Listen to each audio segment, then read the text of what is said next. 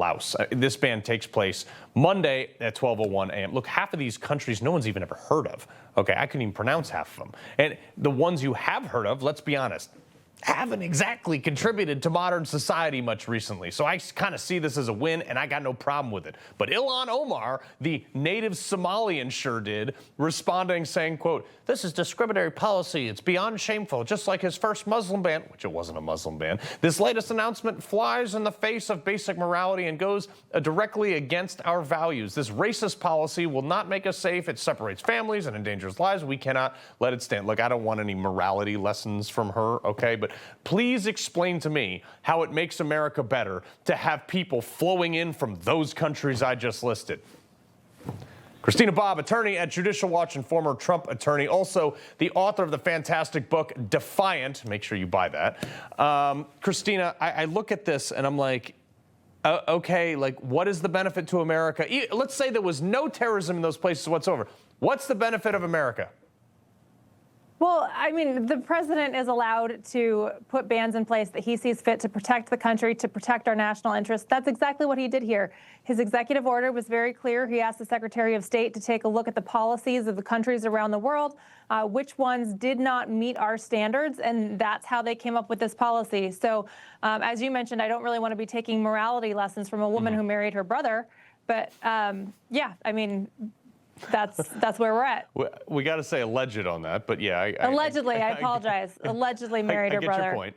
All right, so, but here's the thing. It's like, just like you said, like when the wrongfully called Muslim ban, it wasn't a Muslim ban, it was a ban from places that were predominantly Muslim, but they also happen to be hotbeds for terrorism. That was upheld by the Supreme Court. So is there a ground for anyone to challenge it and for them to handpick a judge to say, oh, I'm putting a national ban on this? Well, are there grounds for it? No. Does that mean it's not going to happen? No. I mean, is the sky blue? Yeah, they're going to challenge whatever they can. I mean, they just want to throw sand in the gears of this administration because they hate everything that it stands for and they hate putting America first. So I have no doubt that they're going to do what they can to try to make this difficult. But President Trump is well within his constitutional authority, his rights to do this.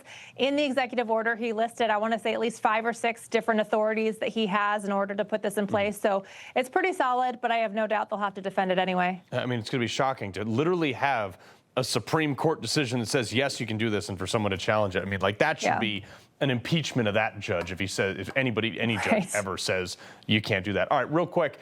He's saying that this is all stemmed from what happened in Colorado, which, like, Egypt is where this guy came from. You know, so they're talking about the fact that these are people who overstayed their visas.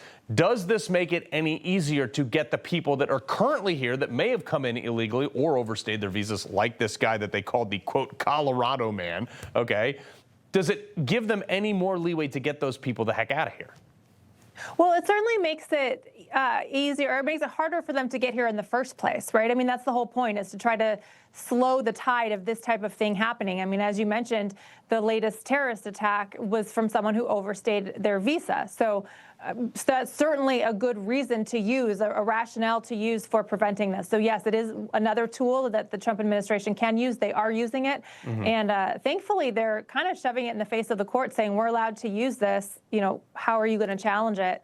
And I don't think there's a good challenge to it. I think they're well within the rights to do it. I got about 30 seconds left. The Supreme Court just issued a ruling, speaking of that today, unanimously ruled 9-0 in favor of a straight woman in a job discrimination lawsuit. Basically said reverse racism is just as bad as racism. Yeah, it was a unanimous ruling. It's a great ruling. Quite honestly, it was pretty obvious that the lower courts should be embarrassed that they couldn't figure this one out on their own. But yeah, that it was a great ruling. Justice Ketanji Brown Jackson wrote it, and everyone joined in. And you know, the sky is blue. That's how it goes. And she knew what a woman was. This go on. Exactly. Christina Bobb, pleasure.